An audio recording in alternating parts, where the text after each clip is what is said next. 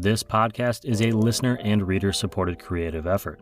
Some of our amazing readers and listeners have chosen paid subscriptions to the Roast West Coast coffee newsletter on roastwestcoast.com. They are part of a growing community of people who appreciate craft coffee, learning about coffee, and being inspired by the guests on this show.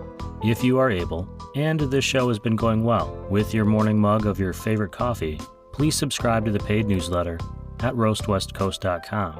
Thanks for listening, thanks for subscribing, and thanks for drinking good coffee.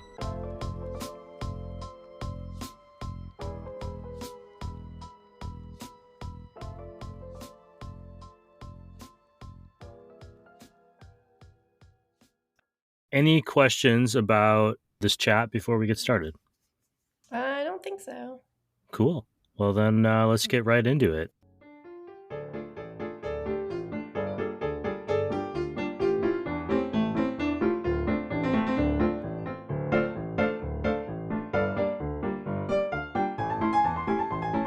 Hey everyone, welcome back to the Coffee People podcast, presented by Roast West Coast. I'm Ryan Wolt, and this is the show where we meet and are inspired by the entrepreneurial stories of coffee people. You may have noticed that RWC has gone further beyond the confines of the West Coast this season. There are just too many interesting industry people to meet. It's why you may have noticed me phasing in the Coffee People branding along with our original Roast West Coast title. Today's guest hails from the northern border region between Ohio and Pennsylvania.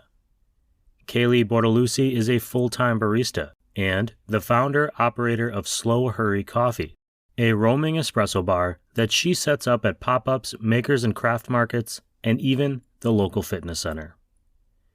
If you want to check out the Slow Hurry vibe while you're listening today, follow at Slow Hurry Coffee on Instagram and head to slowhurrycoffee.com.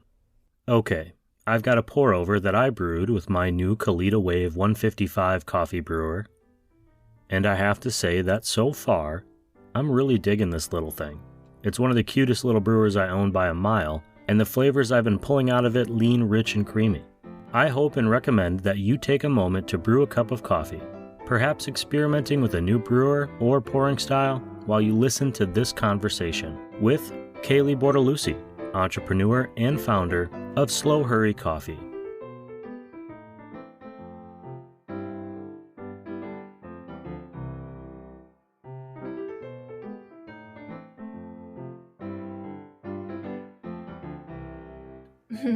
My name is Kayleigh Bortolussi. I run Slow Hurry Coffee. It's a roaming espresso bar. Favorite TV show as a kid, probably Ninja Turtles. Favorite Ninja Turtle? Raphael. See, I think people grow into Raphael. As a kid, you think Michelangelo's the guy. Yeah. But later in life, no, Raphael was making sure everyone was doing their job. He's the parent. For sure. Well, welcome to the Roast West Coast Coffee Podcast. I'm glad you're here. Thank you. And I didn't ask you this to say this up front, but where are you located? Yeah, so I basically right on the border of western PA and eastern Ohio, near Youngstown area. I feel like that line right there, you are standing in some rough territory where you're identifying with both sides of that borderline. Yes. With your business. Yeah. I spent some time living in Pittsburgh, and I'm a little bit familiar with kind of that region, and I want to get into that a little bit. But before we do, I want to learn a little bit more about you, a little bit about your coffee backstory. You know, what was your first kind of coffee experience that you remember that made you think, this is kind of enjoyable, or I want to see where this goes? I've been drinking coffee basically my whole life. My grandparents are Italian, so there's always coffee around. So she started giving us coffee when we were like 5 or 6 years old. So it's just something that's always been like a part of my life in general. But I got into working in coffee this year, would be 10 years ago. I started at Starbucks actually. I kind of just moved to the area and I just needed a job really. And they just happened to be hiring. So I thought, why not? Something to check out. I didn't really think it would be a place I would be at for a while, but I really started to enjoy learning about coffee and the coffee industry, so it kind of became my career from there, I guess. But I was at Starbucks for like 5 years back then they still had their Coffee Master program. That's something that I was interested in doing. Once I started that and learning about just like the history of coffee, production, growing, all that stuff, it was just like super interesting to me. So I always started looking for more information about coffee, which I think is kind of funny because like the coffee at Starbucks is obviously not great, the coffee itself, but that the Coffee Master thing was like a pretty cool thing to learn. That's what got me looking into specialty coffee more. The Coffee Master program's the one with the fancy aprons when you Yeah. pass. Yeah, I guess they don't have it anymore from what I hear, but Oh, I'm gonna have to look into that. yeah, it was actually like a cool thing for Starbucks. It was like a 3-month course. It was like self-guided. You did a little bit each week, but it just went over so much stuff about coffee. But yeah, that's what got me looking into specialty coffee, like I said. And back then in this area, there really wasn't a lot of specialty coffee around at all. So I stayed at Starbucks for like 4 years, I think.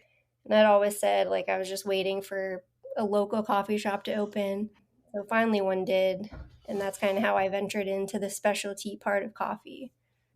I think about half of the maybe 70 or so interviews I've done have some connection to Starbucks. So, whatever we think about Starbucks coffee now, like without them, this entire wave, this entire generation of coffee people probably wouldn't exist, at least not in the same way. I agree. So then you moved to a new coffee place. Was there ever a chance that you weren't going to be in coffee? Was there ever a different path that you might have taken? I went to college in Pittsburgh actually for photography. I went to the Art Institute, so that was my plan. But yeah, I didn't really know what I wanted to do with it. Like ultimately, like I liked taking pictures, I was good at it, but like the wedding photographer career like didn't interest me really. And unfortunately, that's a lot of how photographers make money in this area. 10 hours of high stress all in one day, and if you miss it, you like get yelled at. That doesn't sound appealing to you? You ruin people's lives. Yeah, no, not really something that was for me. So, but yeah, I mean, I still love photography. I love taking pictures. I like that I have that background now, trying to run my own business. So I kind of have that. I can kind of do multiple things at once, I guess. Like, I wondered this about the Art Institute programs. Did they teach you any business skills that you've since applied, or was it more focused on the art? no, it was definitely more focused on the business, I would say, for sure. We took a lot of business management type courses. So I think that has helped me a little bit in opening Slow Hurry and getting that going. But I really just learned a lot from, I worked at a couple independent, or actually a few now, independent cafes that I've managed. So I've learned a lot just from that end of it. Yeah, you have to be on your toes. Full disclosure, I actually interviewed to be a recruiter for the Art Institute in Pittsburgh, and I did not make it very far. I ran a bar instead. I think hospitality people, you kind of lean towards that. I mean, when in doubt. So you're working in other restaurant or cafes, and you're managing them, and you're learning about specialty coffee. You've got years in. Hmm. What makes you think, you know what, I want to do this for myself and start a pop-up coffee bar, which is like a whole nother style. You didn't open a cafe necessarily. You didn't rent a retail space. You decided to open a pop-up. Why do that? It really was out of a kind of necessity. The one smaller cafe that I was working at the time, the owners sold it randomly and they gave us like a week's notice. So that was really fun, but I didn't know exactly what I was going to do from there. I didn't have another cafe like lined up and ready to go. And at that point, I think it was like maybe 8 years into my coffee career. And I just thought that I was kind of sick of working for other people and having them dictate a lot of what was going on in the cafe. So I decided that I wanted to try to start something that I could just use my own skills with, use myself to do it, and just like work for myself. It kind of started in the midst of me moving to another cafe as well. So I'm currently managing a cafe. We have two locations. That's like my full time thing. And then I do Slow Hurry on the side on the weekends whenever I can book pop-ups for that. So that's where I'm at with that. The slow hurry concept, this idea that you're doing, it's kind of like a farmer's market concept where you're not in a stable position where you're in the same spot all the time. So Right. I've noticed you do events and you do pop-ups. Was that kind of your plan in starting this business, or did that just sort of happen because you were also taking on a new role at a cafe? The pop-up thing was part of the initial plan. Ultimately, I would like to see it as a full service coffee van, but I just didn't have the time or the capital to start that right away. So the pop up was something that was more attainable for me at the moment. I just put my own money into it to start it up. I got a custom bar built out, so that like breaks down real easily, and it's set up like specifically for my height. Like it's everything about it is made like just for me. That was more attainable for me to begin with. Also, with having my full time job too, I wasn't ready to just jump right in out of nowhere. I do have a child, so it's like I have to be a little bit responsible with that. So, yeah, it's I wish I could have just jumped right into it, and I wish that could be my full-time thing right now, but I'm happy with how it's been progressing over the past year. So I've only been doing it for a year now, a little over a year, but it's definitely has been picking up in the past few months. December was really busy for me. January was busy, so I keep getting people interested emailing me for different pop-ups that I haven't done before, different events. So I'm liking where it's going. Very cool. If you were like my parents, you don't have a child, you have a future employee. Yeah, So let's I'm just make sure trying. we're with Yeah, that. trying together to like coffee. Not quite there yet, but she's only 7, so Well, I didn't drink coffee until I was 30, and now I host this show. So we'll there call you it, she's got time. go. Yeah. Slow hurry, what does that mean as far as your company and your branding? Why choose that name? Where did that idea come from? I have my own kind of emotional reaction to it, but I'm curious to hear from you where it came from. I just like it's kind of like a layered answer, I guess, but from coming from Starbucks originally, everything about like my bar experience has been super fast paced, get the drinks out. Customers don't want to wait for their drinks. Like that was kind of like drilled into our brains from Starbucks. So I personally am very fast when I work on the bar. And I think that with specialty coffee, sometimes I don't know, if you go to like a cafe where the service is like really methodical and slow, like you do appreciate the outcome. But I think there is a place for kind of like a bridge between like a Starbucks type service and a slower pace specialty cafe service. So that's where I'm kind of like aiming to be in the middle there. And also just about the whole process of coffee in general. Like most people don't know like how coffee's grown, how long it takes to achieve what they're drinking, all the different people that it goes through from the farmers, producers, roasters, whatever, barista. So I think there's this weird like juxtaposition in coffee where it's so slow leading up to the end drink, espresso, latte, whatever, but you get it so fast and you drink it so fast and you don't even think about all the stuff that has happened to get to your cup.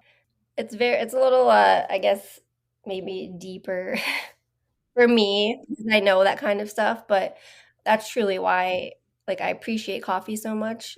Going back to learning the stuff from the Starbucks coffee master thing years ago, like it's just crazy to me like all everything that goes into coffee. People drink it and they don't even think twice about what they're drinking, and they just some people just drink it just to get through their morning. Some people appreciate what they're drinking. So I just want to be somewhere in the middle, kind of bridge the gap with people who are looking for that fast paced service, but want something better in their cup than if they go to Starbucks or Dunkin' Donuts or something like that. Well, and you're going to be educating a new wave of coffee drinker, especially in that kind of Ohio, Pennsylvania belt. I Yeah. mean, there's going to be an entire generation of older coffee drinkers that are going to say, okay, if it's black and it's in my cup, then we're good. Yep. And it's $2. Yeah. So to create a new generation of educated coffee drinkers is a challenge for any business. I'm actually drinking a cup of coffee from some beans that you sent me from Branch Street. I Nice. have to say, this is their Columbia. This might be the most flavorful coffee that I have had in a year. And I drink a lot of different coffees, a lot of different coffee shops. I've had it as a V60 and this morning as a French press. The V60, honestly, I like sat up in my chair, like, what is happening right Yeah. now? How did you find Branch Street Coffee Roasters, and why did you decide to start working with them? What's that connection there? As I was saying before, when I was still at Starbucks, thinking about, yeah, I hope someday there's like a local cafe that opens. Right around that time, Branch Street was a local cafe that opened a little bit farther out from where I'm at. But when I left Starbucks to help open another local cafe, they were using Branch Street as their main roaster. So that's how I kind of like found out about them. So I've had a working relationship with them for the past like 5 years, I think. Between all the cafes I worked at, I have actually served Branch Street. The cafe I'm working at now, not Slow Hurry, my other one that I manage, we serve Branch Street. So like they're kind of like a local coffee legend, I guess. I don't know. Around here. Well, I'm excited to try more of theirs. So they can thank you for Yeah. introducing their coffee to me. The pop up that you do, where do people find you? What sort of events are you doing, and what are some of the challenges or the benefits of being on the move or being flexible like that? I tried to do a couple regular pop-ups at the same place. It's actually a gym that I go to in Sharon, Pennsylvania, who that's I kind of have that connection through a different cafe that I worked at. So like, I don't know, all these things are kind of connected even though people may not understand why I'm serving coffee in a gym sometimes. So I do a couple regular weekends a month there on Saturdays. So that's kind of like a spot people can always find me at. I always post online, like on my Instagram or update my website where I'm going to be. And then other than that, I've primarily been doing a lot of artist markets or craft markets. I recently started doing a vegan market. It's all vegan products. So that one's like a newer one that I've gotten into this year, but it's a good one. So I fit into there because my bar, I only use oat milk. So my menu is fully vegan to begin with. Is a whole other concept I think for people to get used to, especially around here, but so far it's been met pretty good. I mean, I'm in California, so I just assume places are vegan by default, and then we Yeah. work our way out and look for cheese and eggs and bacon on the menu. Has it been easy to find these spots for you? Obviously, you had the connection with the gym, but some of the other events, how has the challenge been of getting places to trust you to say, hey, I want this person to set up their business? I do a coffee pop up once a month in front of an REI store. And there's a challenge to going, loading up the car, setting up, making sure the coffee is good or dialed in, making sure your stuff is, and then at the last minute realizing you forgot your oat milk. Yeah. Like, what has that challenge been like? Just the process of breaking up and breaking down and finding venues that are willing to trust you.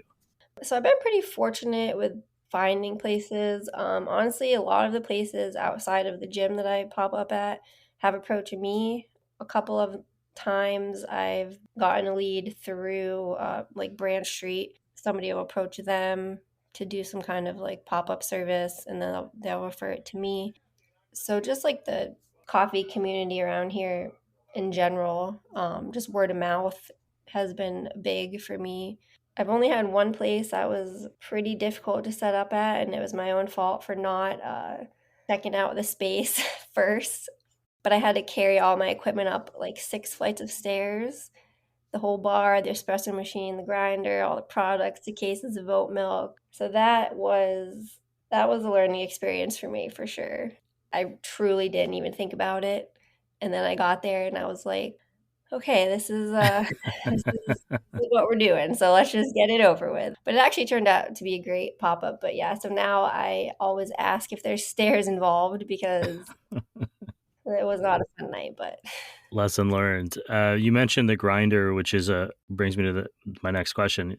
You're actually grinding coffee and brewing fresh coffees on site. You're not pre-making it and bringing it, which means you have a portable espresso machine. I'm assuming you need power Correct. to do your pop-ups. Have you found that you also have the cafe space? So do you find that you're able to replicate the quality of the product on site? And then you also do, like, you create signature drinks for some of your clients. How do you work through that process? What is that like to find something that they want for them? Because everybody wants to be unique, but there's only so many variations that you can do. Yeah, that has like the signature drink thing. It is a little bit difficult, especially because I do manage another cafe, and I really try to keep them separate. So it's hard to like come up with new seasonal drinks for an actual two cafes, and then something completely different on my own because it is such a small community. So a lot of people know that I work at both places, that type of thing.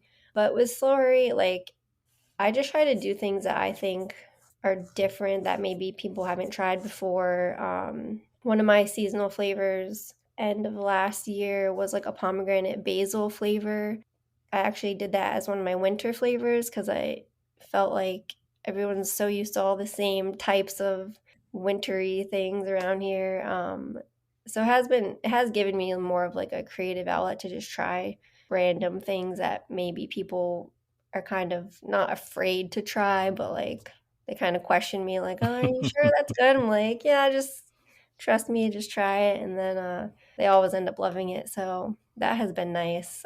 Has it been a challenge to replicate quality on site versus in the cafe because you're carting all this equipment around and you probably have some limitations?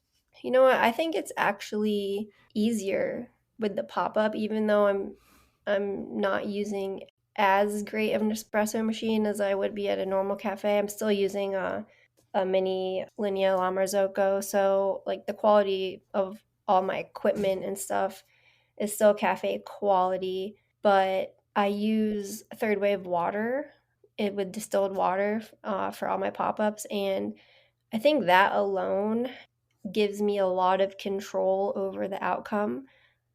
I'm sure you know, and other people, like water quality is huge when it comes to coffee. So, like, even though I'm actually using maybe the same espresso in my pop up that I'm using at the cafe I work for, tastes completely different because of all the variables that are going into it. So, I think for me personally, it's actually easier to maintain the quality control at the pop up rather than the full cafe. That's really interesting. I just did 2 water episodes on our other show, Coffee Smarter. If anyone's listening, listen to that show too. And filtering your water was part of that. We actually have really great water in Southern California coming out of the tap. But since that show, I've been brewing tap and then out of a filter and then with distilled, adding the minerals in and just comparing the same coffees. And it is wild, to say the Yeah. least. What is something you've learned over the last year that you've been doing this pop up that maybe kind of surprised you or was just different? Something that about coffee that maybe you didn't realize before you started this journey?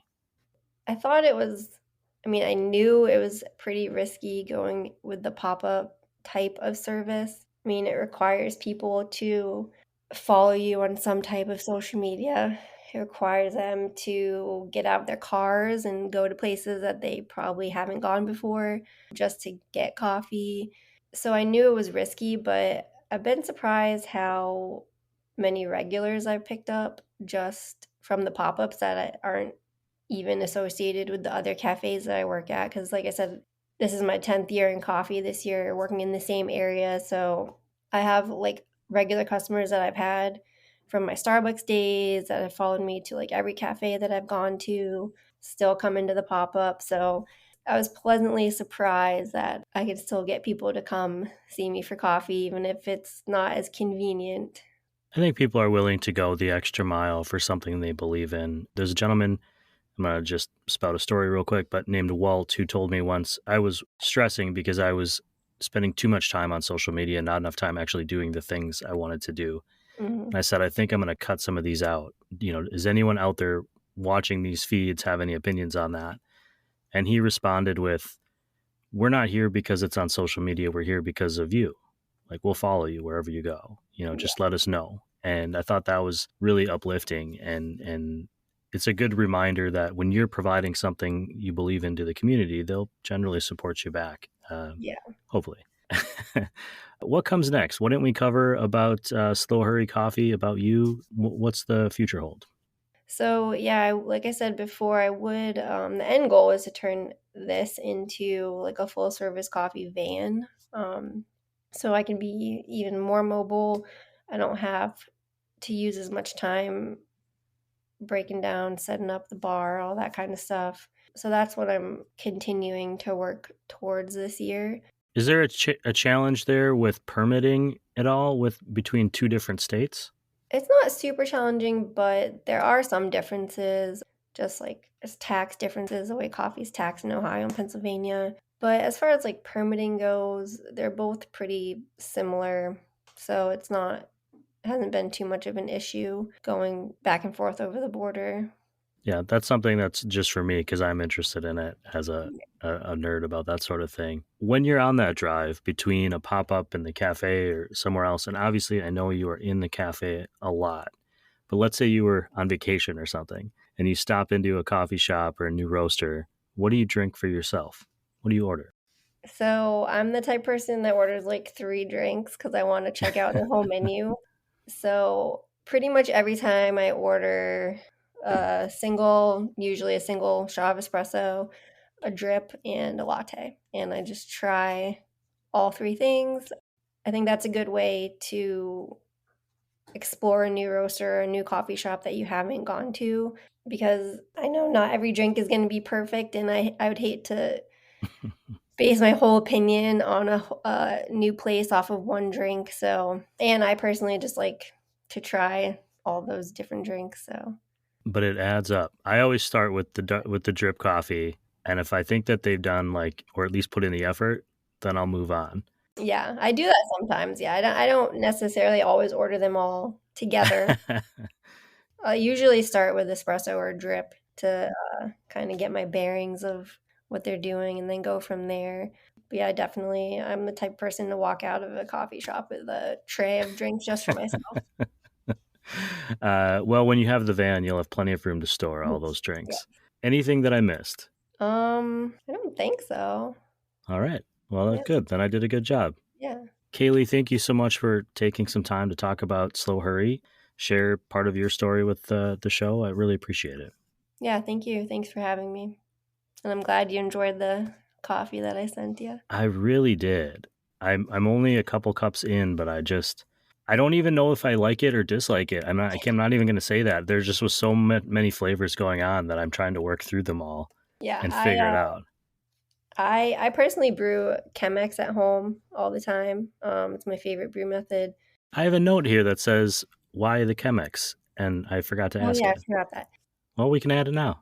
Yeah, so I don't know, I just like the Chemex. I feel like, I don't know, it's definitely not as trendy of a brew method anymore for specialty coffee, but for me, like the outcome is always super solid, super clean. It normally highlights the notes that I personally like in coffee, of the brighter, citrusy, floral, that kind of thing. So it's just my favorite brew method.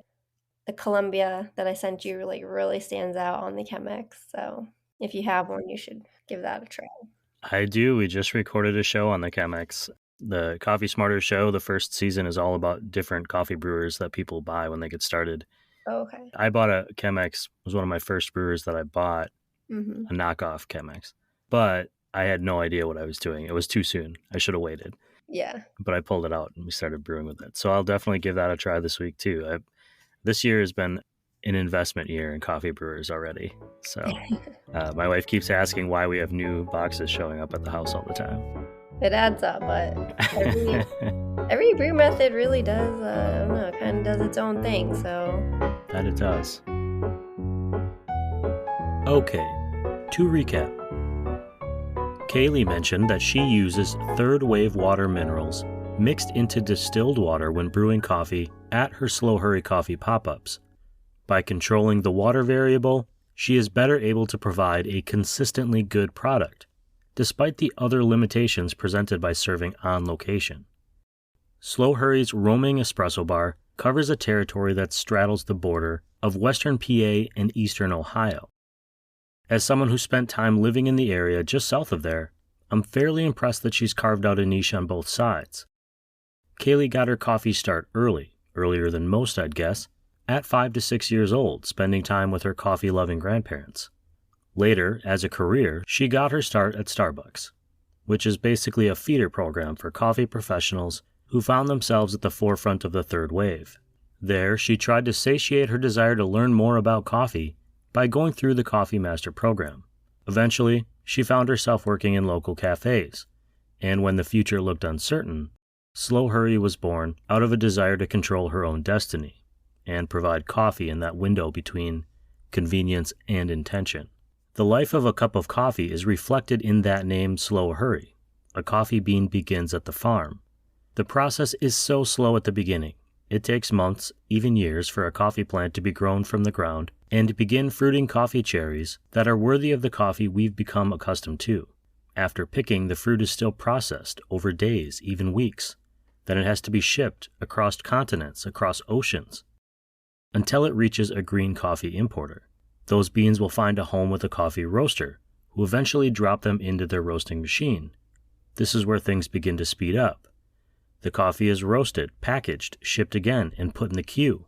Finally, someone will order a coffee or a latte or a cappuccino, and wham! Those beans are whipped out at the coffee bar. Their life has entered the speed zone. It's a slow hurry. The least we can do as coffee drinkers is take a moment, even a brief one, to appreciate the efforts of the farmers, importers, roasters, and finally, baristas and coffee entrepreneurs like Kayleigh, as that liquid passes beyond the barrier of our lips and becomes part of us. Lastly today, Kayleigh's favorite show as a kid was Ninja Turtles. Ninja Turtles. If you've listened to previous seasons of this show, you know that for a long time, I'd start episodes by asking which turtle a guest would be if a guest could be a Ninja Turtle. I ask you now, which Ninja Turtle would you be? And what kind of coffee do you think your turtle alter ego would drink? Feel free to let me know at Roast West Coast on Instagram and Facebook. And be sure to follow Kayleigh on social media at Slow Hurry Coffee. You can find those links in this show's podcast notes or in the Roast West Coast Coffee newsletter, which you can find and subscribe to at roastwestcoast.com. All the cool kids are doing it. If you're in the early stages of your coffee journey, that is also where you'll find the brand new Coffee Smarter Education podcast, which we designed specifically to improve your at-home coffee brewing skills and to better appreciate your going out to the cafe experience. In Season 1, you'll learn what is happening during the brewing process to extract flavor from the bean, more about how water impacts your coffee, and finally, we cover all the most popular and some not-so-common coffee brewers you might buy at the entrance to the rabbit hole that is coffee brewing at home. You can also find this show and Coffee Smarter on all of your favorite podcast platforms, like Apple or Spotify. You can be part of making this show better by rating and reviewing it wherever you can, or send me a message on one of the at Roast West Coast social medias. I read everything you send or write in the reviews, both because I really care about making this podcast better and because I have an insatiable need for attention. Speaking of making things better, this show wouldn't be half as good without the support of some kick-ass roast industry partners. They are Café Laterre, Camp Coffee Company, Coffee Cycle Roasting, Ignite Coffee Company, Maria Coffee, First Light Coffee Whiskey, Cape Horn Coffee Importers, Zumbar Coffee and Tea, Ascend Coffee Roasters, Mostra Coffee Company, and Steady State Coffee Roasting. This episode of the Roast West Coast Coffee Podcast has been written, produced, and recorded by me, Ryan Wolt. I hope this episode has found you happy, healthy, and with at least a thread of sanity left, enabling you to make it through the day. Always tip your baristas, and be sure to drink good coffee.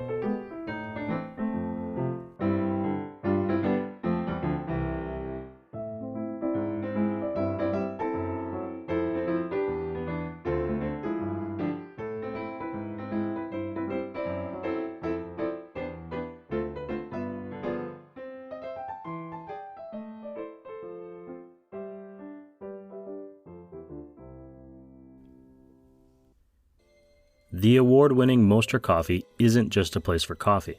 It's a place for great beer and food and remote working and the telling of stories and uplifting the community. Not just the craft coffee community, but the communities Moster Coffee serves and the greater world. The Moster Coffee Company was started to help farmers around the globe build generational wealth for their families. While you can purchase a cappuccino and a latte anywhere, Moster wanted to create coffee for their customers that not only tastes good, but does good. Learn more about Moster Coffee's impact on mostercoffee.com and follow @MosterCoffee on social media to be inspired by the founders, Bev, Jaylyn, Sam, and Mike, who've gone above and beyond to create a coffee circle that strengthens all of those around them. At mostercoffee.com, you'll find your next favorite cup of coffee.